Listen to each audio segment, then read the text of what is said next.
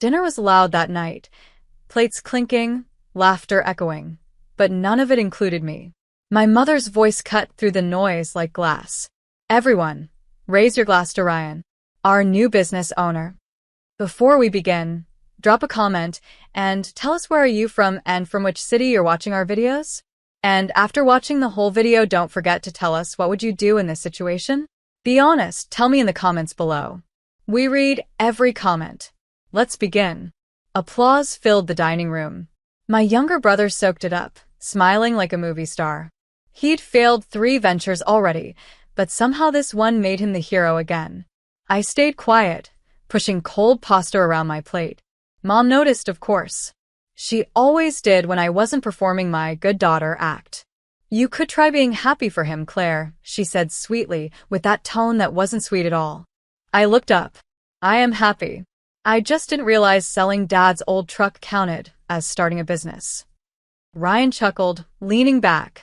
Jealousy doesn't look good on you, sis. Dad sighed, setting down his fork. Enough.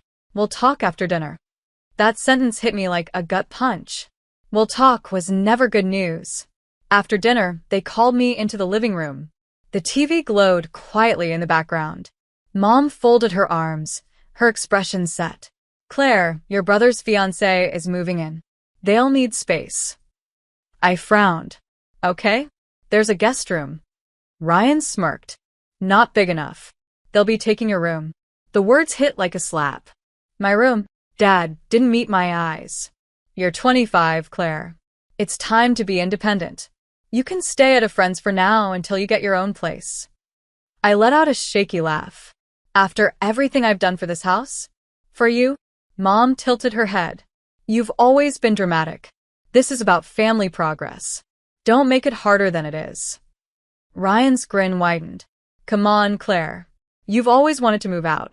We're helping you take that step. My throat tightened, but I swallowed the pain. Right. Helping me? I didn't argue. Not anymore.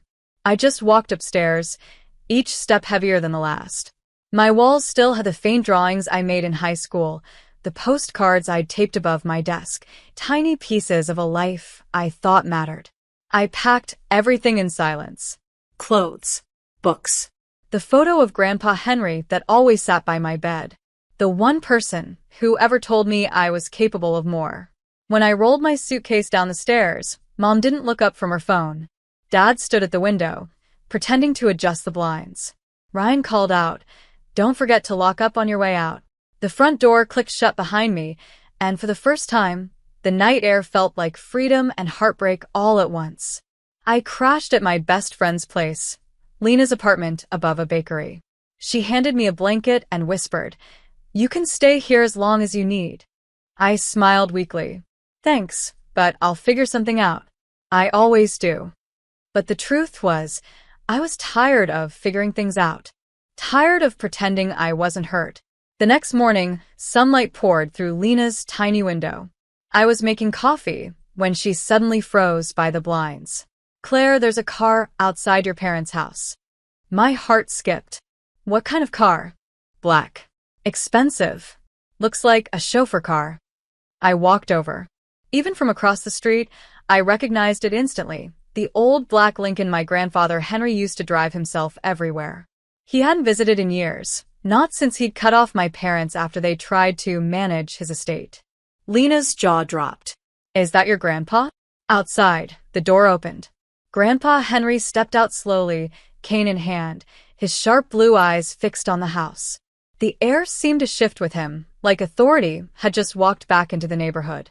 He slammed the cane against the ground, once, twice. My dad appeared at the door in his robe, startled.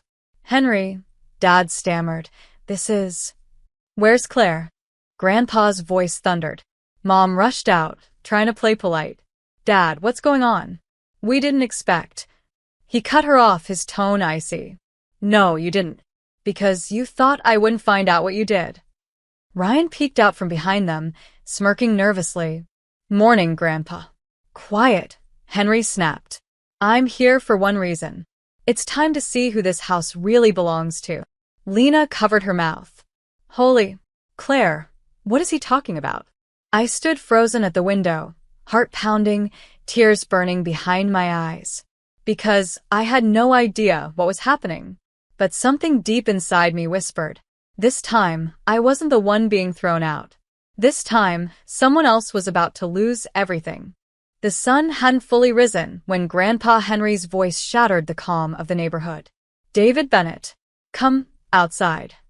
From Lena's window, I watched in disbelief as my father stepped onto the porch, robe tied loosely, confusion written all over his face.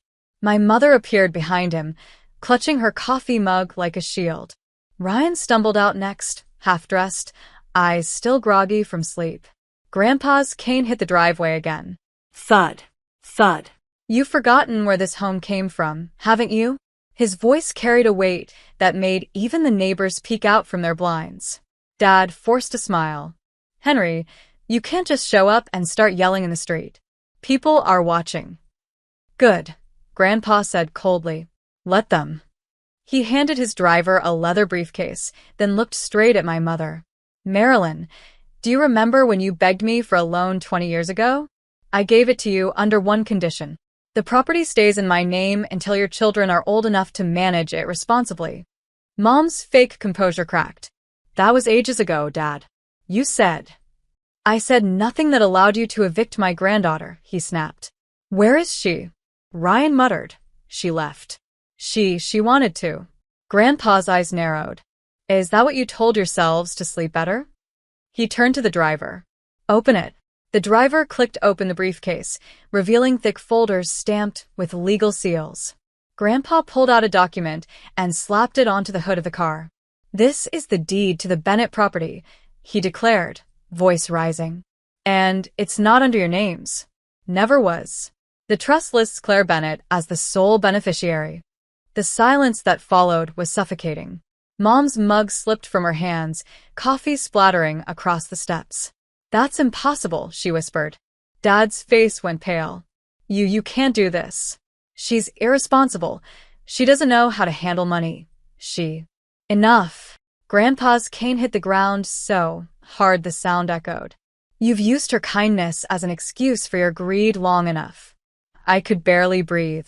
My hand covered my mouth as tears welled in my eyes. Lena gripped my arm. Claire, that house, it's yours. Down below, Mom tried to regain control. Dad, please, this isn't the way. We were only trying to help Ryan start his life. Grandpa turned to Ryan, his voice colder than winter steel. And how many starts has he had? 3? 4? Each one funded by the sister you call a burden. Ryan's jaw clenched. You don't understand, Grandpa. I understand perfectly, Henry said. And I'm done watching you drain what isn't yours. He looked back at my father. You taught your daughter she didn't belong in her own home. Well, now she does. Legally, fully, and permanently. Dad's face hardened with disbelief. You're ruining this family. No, Grandpa said, his tone softening slightly. I'm saving what's left of it. He turned toward the black car and nodded to the driver. Fetch her. My heart stopped. Lena looked at me. Claire, he means you. I backed away from the window, trembling. My phone buzzed, a text from an unknown number. Come outside, sweetheart. It's time you come home. Grandpa. I didn't know whether to cry or laugh. Everything I'd lost last night was suddenly being handed back, but not as charity, as justice. I grabbed my jacket, tears streaming freely now. Lena smiled through hers. Go get what's yours. Outside, the morning light felt warmer than it ever had. The black car door opened, and Grandpa Henry extended his hand toward me with a proud, steady smile. Let's go show them, Claire, he said quietly, who this house really belongs to. And as I took his hand, I knew the reckoning had only just begun. The black car rolled down the familiar street, and my heart pounded so loud it drowned out the hum of the engine. Every window we passed reflected flashes of the house I'd once called home, each reflection reminding me of the night I left with nothing but a suitcase and my pride. Grandpa Henry sat beside me, calm but unreadable. You don't need to say a word, he said. Just walk in with your head high. They need to see what dignity looks like. As the car stopped, I took a deep breath. My fingers trembled, but my spine straightened. When the door opened, sunlight hit me full in the face, bright, sharp, and blinding, like a second chance. The front door was open. My parents and Ryan were standing there, frozen in disbelief. My mother's lips parted, but no sound came out. Dad's eyes flicked from me to Grandpa, as if hoping this was a nightmare he could wake up from. Grandpa stepped out first, his cane striking the driveway like punctuation. "Well," he said, voice ringing, "I believe introductions aren't necessary. You all remember your daughter." Ryan muttered, "Unbelievable." I met his eyes, calm and steady. "Good morning, Ryan. How's the room?" His face twisted, but he didn't answer. Grandpa motioned toward the door. "Claire, go on inside." I hesitated. My hands shook slightly as I crossed the threshold, the same doorway I'd once been told to leave through. Every memory flooded back. Birthday candles, Christmas mornings, tears, laughter, and betrayal. The air inside felt heavier than I remembered. My old photograph still hung on the wall, but someone had replaced my framed college diploma with a painting of Ryan and his fiancée. "Cozy, isn't it?" I said softly, letting the sarcasm slip through. Mom straightened her blouse, trying to reclaim her tone of control. "Claire, we never meant to hurt you. Things just got convenient for you," I interrupted. Dad raised his voice. "Watch your tone. This is still my house." Grandpa turned sharply. "No, David, it's not." The lawyer, a tall man in his 40s, stepped inside holding a folder. "Mr. Bennett," he said, addressing Grandpa respectfully, "all transfer documents are in order. The deed and estate titles are confirmed under Miss Claire Bennett's name."